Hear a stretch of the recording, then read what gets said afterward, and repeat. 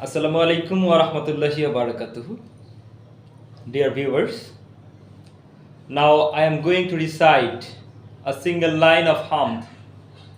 It was recited our favorite Islamic scholar Allama Mizanur Rahman Azhari. Let's go to start it.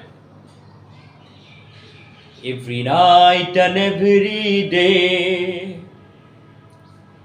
every night and every day, never forget to say La ilaha illallah. Every night and every day, never forget to say La ilaha illallah.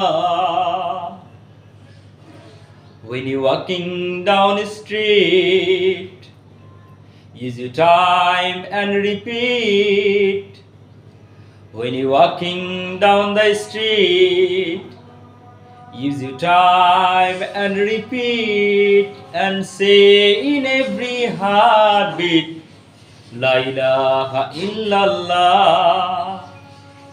Every night and every day, never forget to say La ilaha illallah.